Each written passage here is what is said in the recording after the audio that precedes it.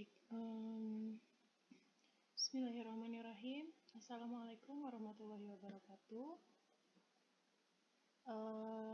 Pada pertemuan pertama statistika pendidikan, saya akan menjelaskan tentang hipotesis, kemudian ada juga pemilihan statistikanya, kemudian ada juga nanti ada uji normalitasnya.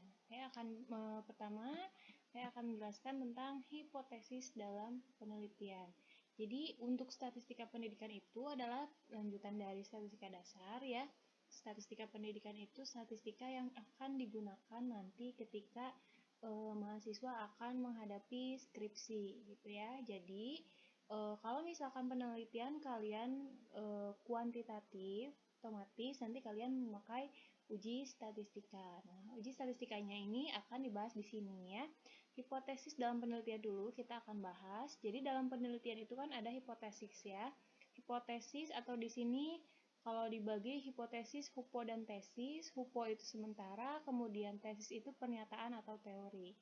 Kemudian bisa diambil kesimpulan bahwa hipotesis merupakan suatu pernyataan yang masih lemah tentang kebenarannya, maka harus dibuktikan kebenarannya. Jadi kalau mengungkit kembali ke metode penelitian, kalau hipotesis itu adalah pernyataan sementara kita tentang suatu teori gitu ya. Jadi kita sudah sudah melihat, membaca, kemudian melihat situasi, membaca teori gitu ya, kita mempunyai hipotesis sendiri. Nah, hipotesis sendiri kita itu masih lemah tentang kebenarannya, maka harus dibuktikan kebenarannya. Nah, hipotesisnya itu untuk di statistika harus dibuktikan kebenarannya dengan uji statistik. Nah, untuk menguji hipotesis dalam penelitian kuantitatif yang menggunakan statistika, pasti menggunakan statistika ya, ada hal utama yang harus diperhatikan, yaitu bentuk hipotesis yang diajukan.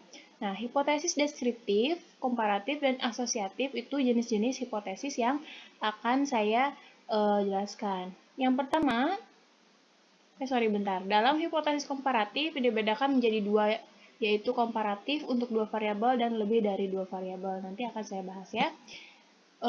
Untuk hipotesis deskriptif, contoh, apakah pembelajaran PAI yang digunakan di sekolah SNPA efektif untuk digunakan? Itu ya, itu hipotesis deskriptif.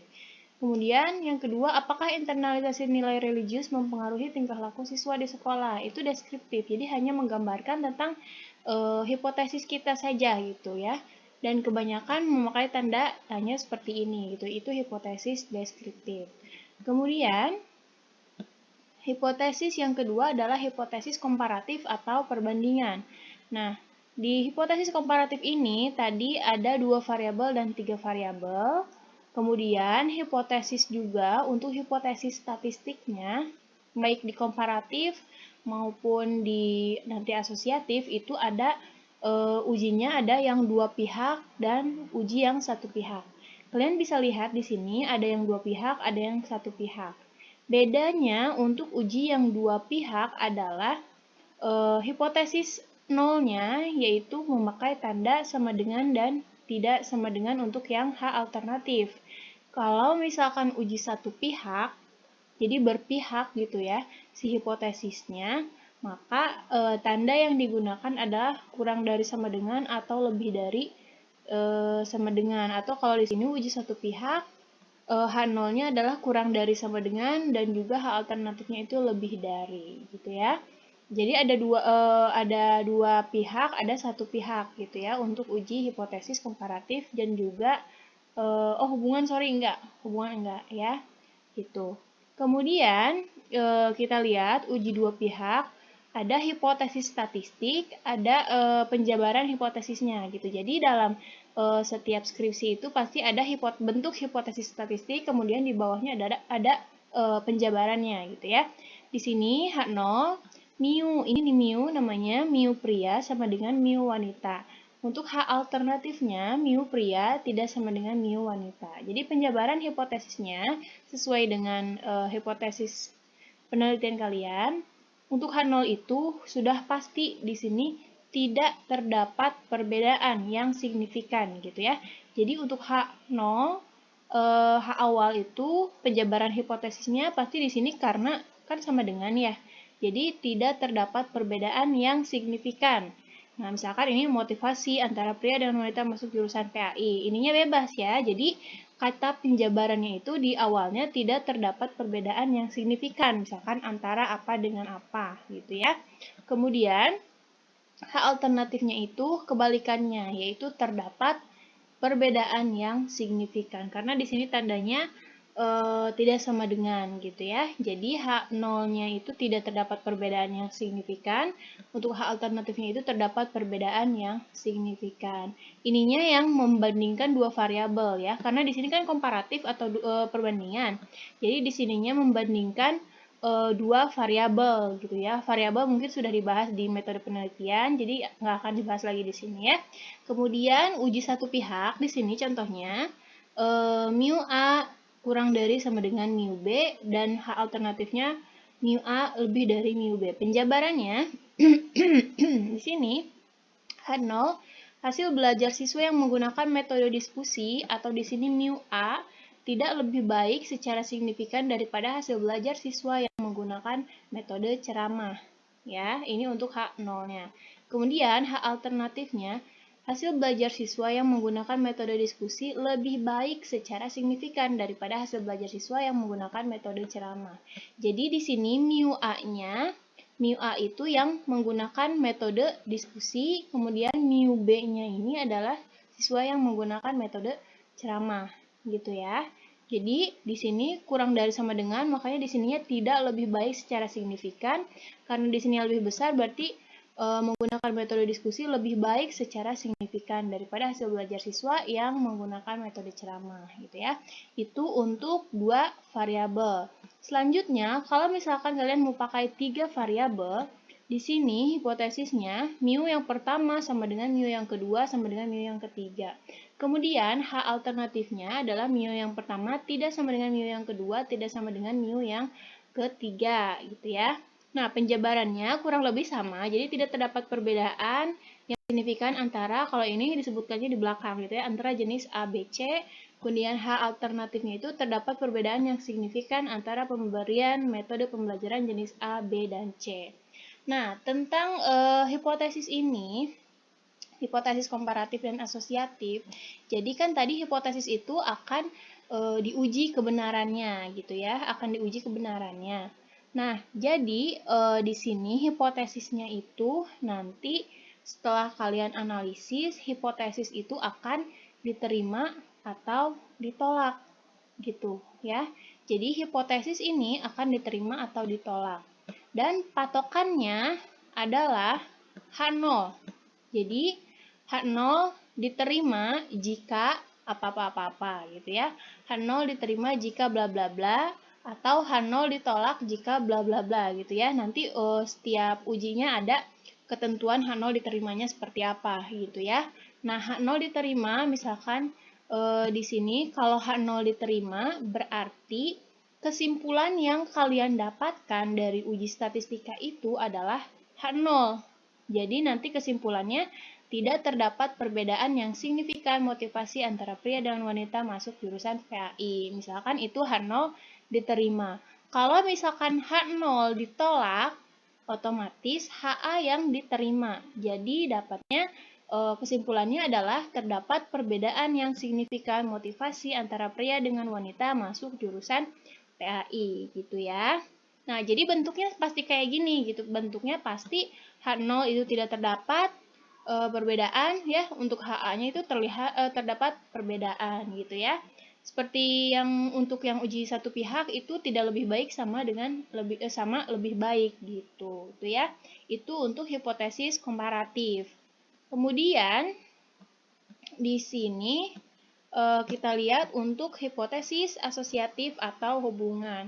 Contoh bentuk hipotesis statistiknya adalah H0 mu A sama dengan mu B.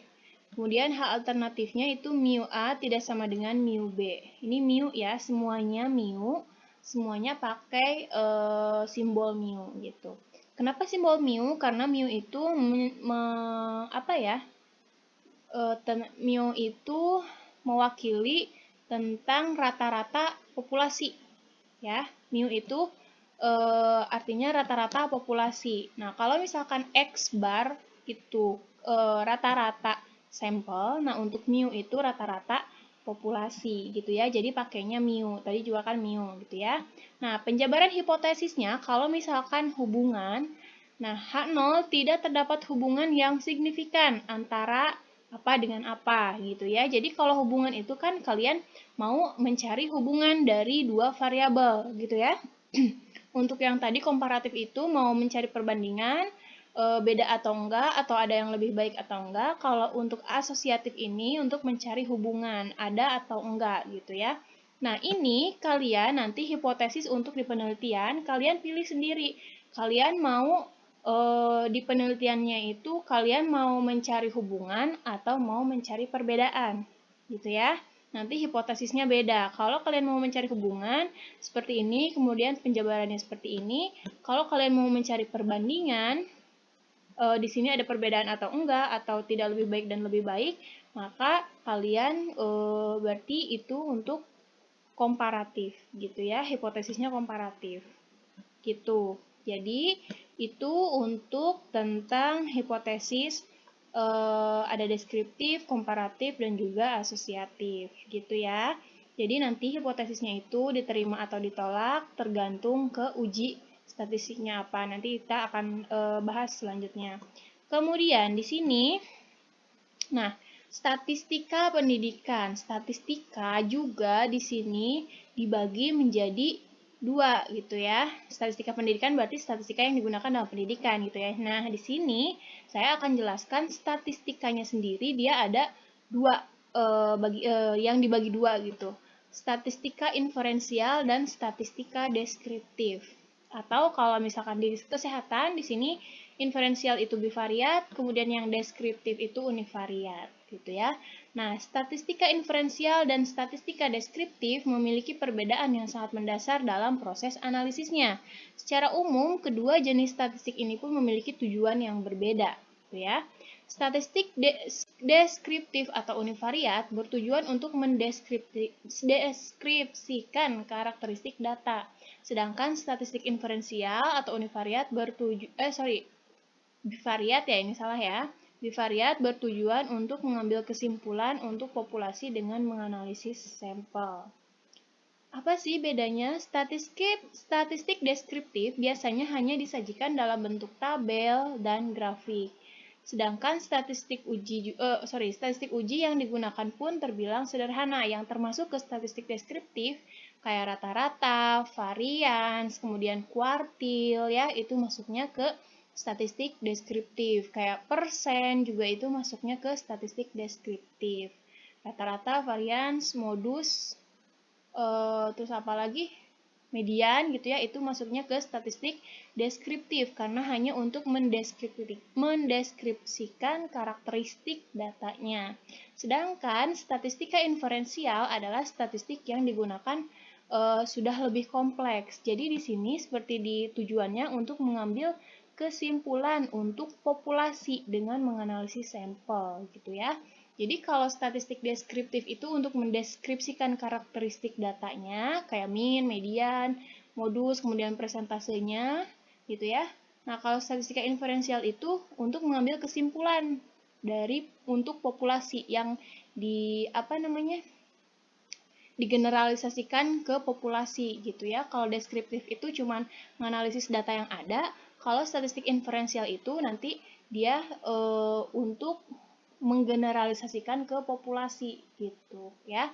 Jadi statistik inferensial ini untuk mengambil kesimpulan tadi dari hipotesisnya. Jadi hipotesisnya diterima atau ditolak baru nanti ambil kesimpulan gitu ya.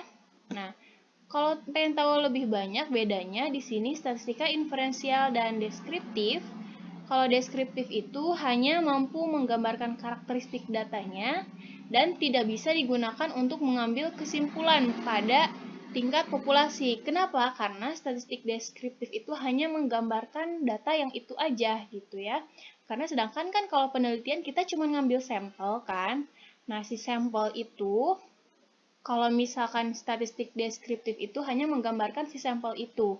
Kalau statistika inferensial itu analisisnya lebih dalam, kemudian bisa digunakan untuk menarik kesimpulan pada tingkat populasi. Jadi, dalam statistika inferensial itu, si sampel itu nanti hasilnya, kesimpulannya digeneralisasikan ke tingkat populasi gitu. Itu ya perbedaan statistika deskriptif dan statistika inferensial. Kemudian, nah kenapa Ibu nggak bahas statistika deskriptif? Sebenarnya statistika deskriptif itu dibahas di statistika dasar gitu ya. Itu yang termasuk di statistika dasar adalah statistika deskriptif gitu. Di sini Ibu akan bahas statistika inferensial. Jadi di statistika pendidikan kita akan bahas tentang statistika inferensial gitu ya. Statistika inferensial ini teknik statistika yang digunakan untuk menganalisis data sampel dan hasilnya diberlakukan untuk populasi gitu ya. Jadi lebih kompleks tadi karena di sini data sampelnya hasilnya diberlakukan untuk populasi. Kemudian statistika ini akan cocok digunakan bila sampel diambil dari populasi yang jelas dan teknik pengambilan sampel dari populasi itu dilakukan secara random atau mungkin di mata kuliah metode penelitian kalian sudah tahu teknik pengambilan sampel gitu ya, itu pasti ada. Nah, yang termasuk statistika inferensial ada uji T, ada korelasi Pearson, Mann-Whitney, dan lain-lain. Kalau contoh deskriptif itu kayak mean, median, modus tadi ya, penyajian data dengan diagram, dengan tabel gitu ya. Diagram lingkaran lah gitu. Tabel, kemudian histogram itu masuknya ke statistika deskriptif gitu ya. Oke. Statistika inferensial dibagi lagi menjadi dua, yaitu statistika parametrik dan non-parametrik. Kita akan bahas statistika inferensial aja di sini ya. Statistika parametrik dan non-parametrik. Lebih lanjutnya di sini untuk parametrik dan non-parametrik akan dijelaskan di sini nih. Jadi di dalam statistika inferensial itu ada banyak uji statistik. Ya, ada banyak analisis, ada banyak uji statistik. Nah, di sini Ibu mencantumkan prosedur pengambilan uji hipotesis statistik inferensial. Ya. Nah, yang pertama dilihat dari hipotesis yang dicari yang kalian punya gitu ya. Apakah perbedaan, hubungan, atau perbandingan. Perbandingan dan perbedaan sama aja sih sebenarnya. Nanti ke hipotesis komparatif kan gitu. Nah, lihat di sini tujuan analisisnya untuk perbedaan atau perbandingan atau ke hubungan di sini gitu ya. Kemudian yang kedua dilihat variabel yang ada, apakah ada 1, 2, atau 3 gitu ya. Kalau perbedaan atau perbandingan, apakah simetris atau sebab akibat kalau jika hubungan gitu ya. Dilihat di sini variabelnya 1, 2, 3, kemudian kalau untuk hubungan itu simetris dan sebab akibat gitu ya. Kemudian yang ketiga dilihat apakah data variabel 1 dan 2 berpasangan atau tidak. Ini untuk yang analisis perbedaan atau perbandingan ya. Jadi di sini variabelnya bebas atau berpasangan. Bebas atau berpasangan itu jadi kalau bebas si data sampelnya antara variabel yang pertama sama variabel yang kedua itu beda orang, beda sampel banget gitu ya. Itu namanya bebas. Jadi kalau misalkan variabel yang pertama orangnya ada 15 orang, kemudian yang kedua itu ada 18 orang, itu masuknya ke bebas gitu ya. Tapi kalau misalkan yang pertama 15, yang kedua juga 15, tapi beda orang, itu tetap ke variabel bebas gitu ya. Kalau yang berpasangan itu, kalau misalkan variabel pertama dan variabel kedua, orangnya masih itu-itu aja gitu ya, itu namanya variabel yang berpasangan. Apa contohnya? Kayak kalau di kesehatan itu kalian misalkan sebelum dan sesudah memakan obat atau misalkan sesudah disuntik, sebelum dan sesudah disuntik, apa bedanya? Itu untuk berpasangan gitu ya. Itu untuk variabel bebas atau berpasangan. Kemudian yang keempat di sini berdasarkan uji normalitas dan homogenitas akan didapat uji yang harus digunakan. Jadi sebelum sebelum ke uji statistik apa, kalian lihat di sini ada 3 langkah, kemudian langkah keempat. kalian harus uji normalitas dan homogenitas. Jadi, semua data kalian harus uji dulu normalitas dan homogenitasnya, ya. Pada pertemuan ini akan dibahas nih, normalitas dan homogenitasnya. Nah, jika normal dan homogen digunakan uji parametrik. Kalau tidak normal digunakan uji non-parametrik. Tadi yang Ibu sebutkan ya, jadi statistik inferensial juga kebagi dua, yang parametrik dan non-parametrik.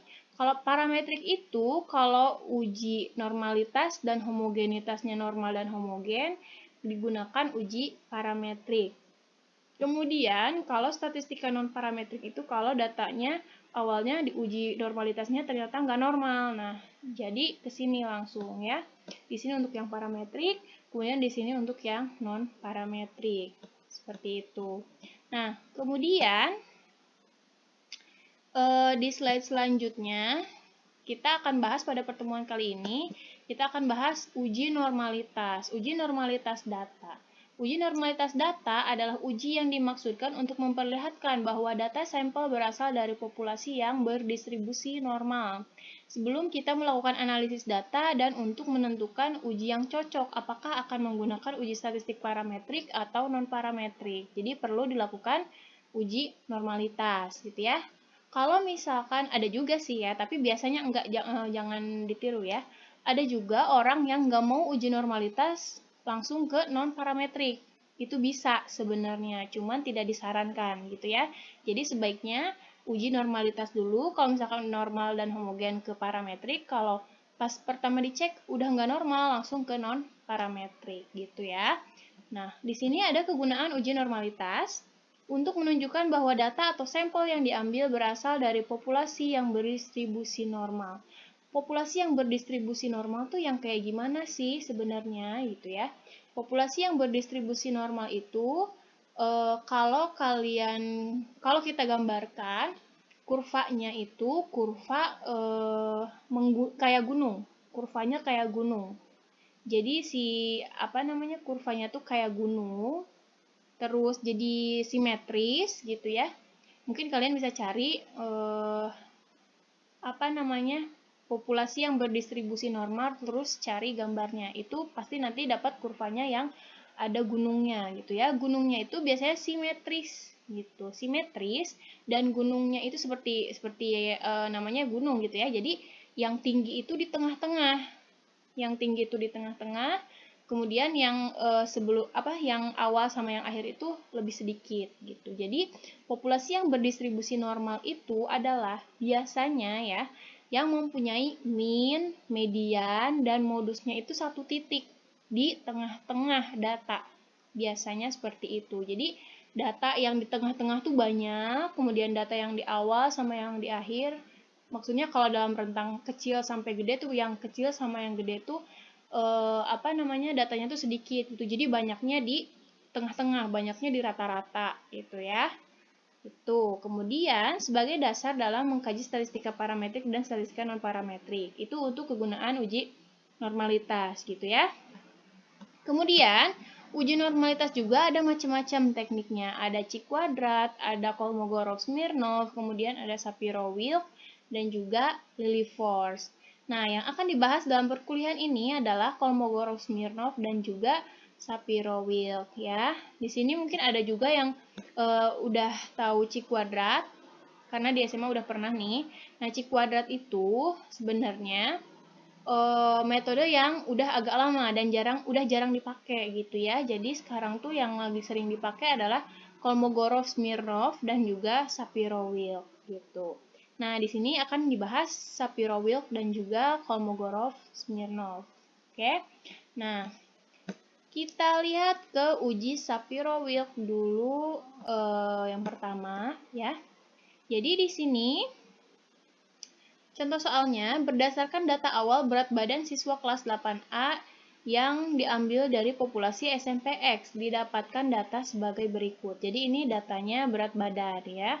Atau kalau misalkan kalian meneliti itu sebenarnya nilai pretest atau post-test gitu ya, nilai pretest atau post-test gitu.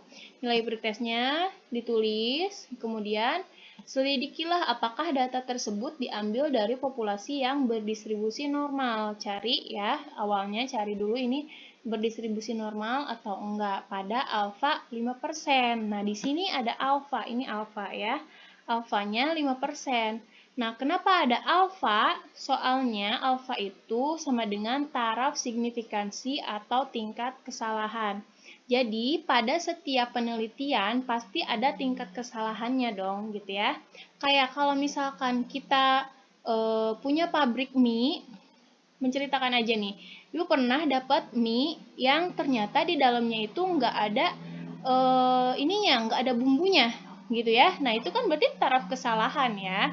Nah, taraf kesalahannya untuk mesin biasanya lebih sedikit banget. Nah, untuk penelitian kita, untuk penelitian pendidikan, alfanya kita putuskan, kita yang ambil itu biasanya 5% ya. Jadi taraf kesalahan dari kesimpulan yang kita punya itu 5% gitu ya. Dan 95%-nya benar gitu. Kalau misalkan ya salah berarti itu masuknya ke 5% gitu ya. Itu taraf signifikansi atau tingkat kesalahan. Alfa di sini ditulisnya ya. Gitu. Kemudian di sini langkah penyelesaian. Jadi ada metode apa ya? Penjabarannya itu dengan kalian menghitung sendiri. Ada juga yang menggunakan SPSS ya. SPSS itu aplikasi untuk uji statistika. Jadi tinggal diklik aja, tinggal masukin data, nanti keluar hasilnya. Asal kalian nanti bisa bacanya gitu ya. Jadi ada metode yang kalian ngitung sendiri pakai kalkulator atau pakai Excel gitu ya. Nah, ada juga yang pakai SPSS gitu. Nah, di sini Ibu akan bahas dua-duanya. Jadi Shapiro-Wilk dengan metode kalian ngitung sendiri dan juga ada SPSS-nya gitu ya. Nah, untuk materi Shapiro-Wilk ini, jadi di sini ada langkahnya. Oke, jadi setiap uji statistika itu ada langkah-langkahnya dan langkah-langkahnya biasanya sama nih. Yang pertama tulis hipotesis, kemudian tentukan alfa, tuliskan statistik uji, kemudian tuliskan daerah penerimaan ya. Tuliskan daerah penerimaan, setelah dituliskan daerah penerimaan nanti baru dihitung terus dapat keputusan gitu ya. Itu untuk langkah penyelesaiannya. Jadi semua uji statistik itu biasanya langkahnya seperti ini gitu ya. Tulis hipotesisnya, kemudian tentukan alfa, statistik uji, kemudian statistik tabel, belum ya. Statistik tabel juga, kemudian tulis daerah penerimaan gitu. Nah, langkah penyelesaian untuk uji Shapiro-Wilk.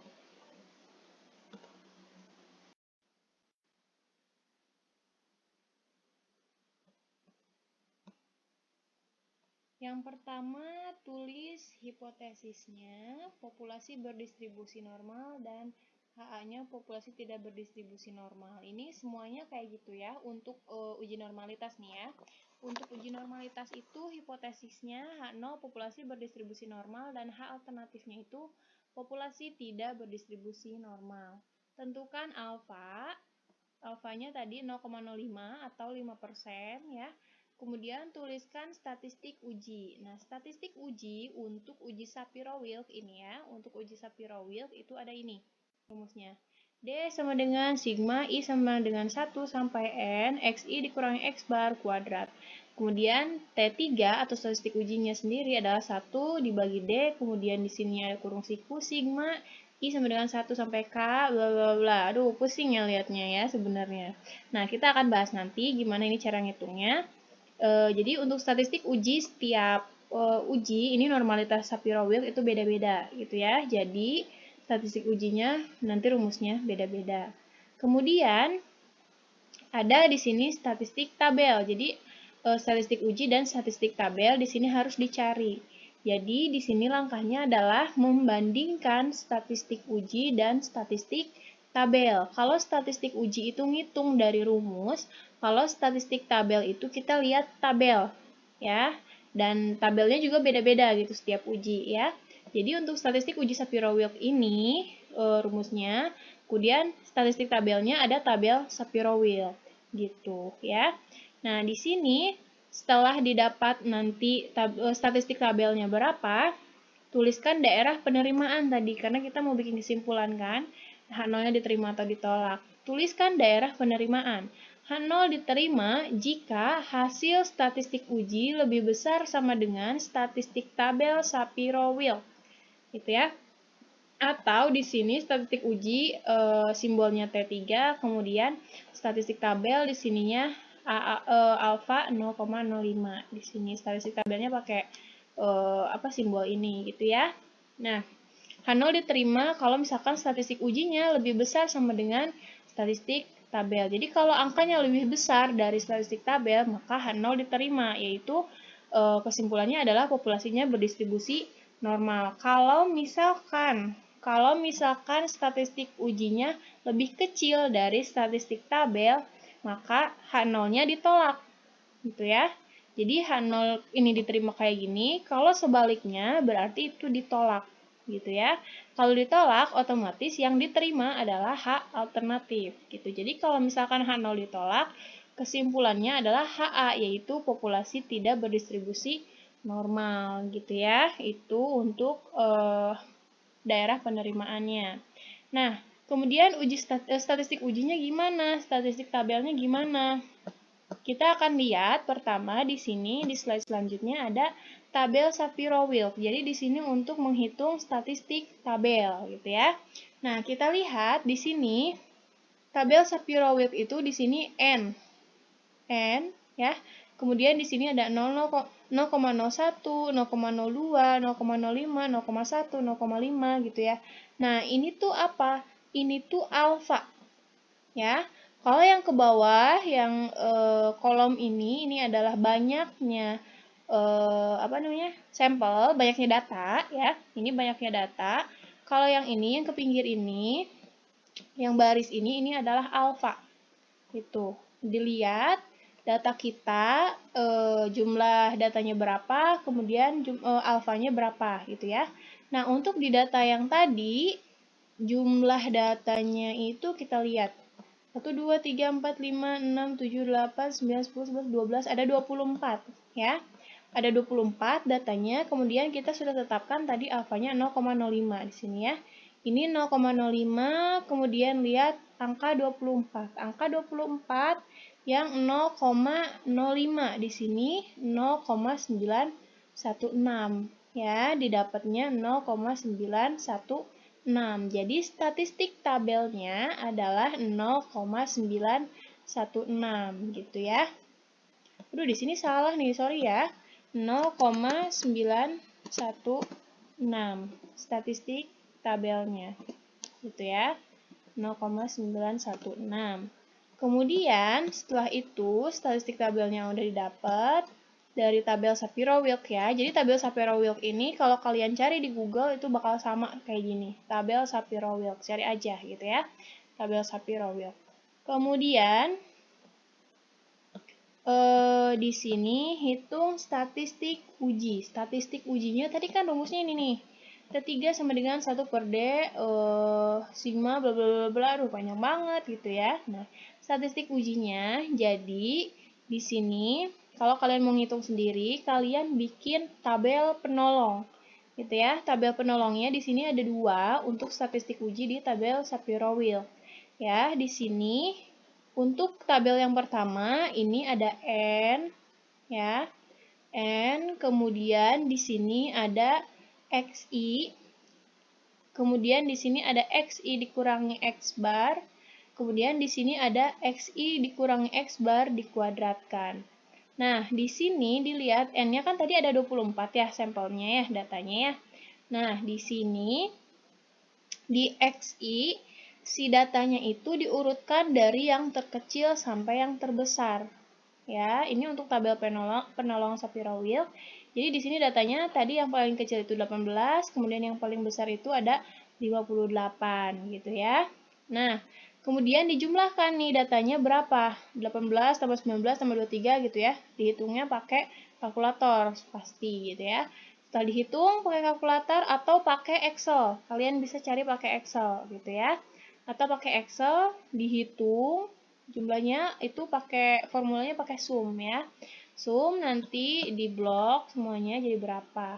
Kemudian di sini di bawahnya itu ada X bar. Ini X bar nih. X bar itu apa? X bar itu rata-rata data ya. Tadi X bar itu data, rata-rata data. Nah, rata-rata itu didapat dari jumlah ini dibagi banyaknya data.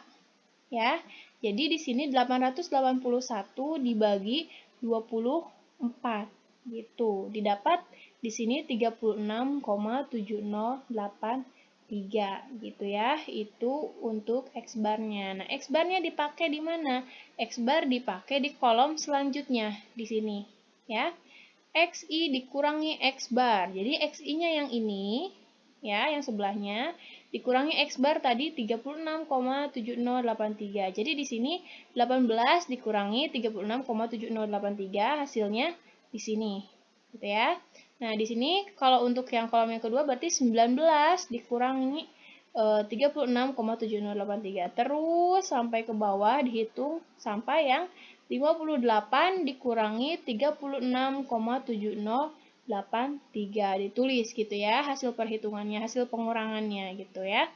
Jadi di sini didapat XI dikurangi X bar. Yang X barnya tadi udah didapat di sini. Kemudian kolom selanjutnya adalah di sini XI dikurangi X bar dikuadratkan. Ya, dikuadratkan. Nah, gimana cara ngitungnya untuk yang ini? Ini adalah kolom yang ini, kolom yang sebelumnya tinggal dikuadratkan. Kuadratkan aja gitu ya. Jadi di sini dihitung manual berarti negatif 18,7083 dikuadratkan berapa. Kemudian ini negatif 17,7083 dikuadratkan berapa. Terus sampai ke bawah 21,2917 dikuadratkan berapa.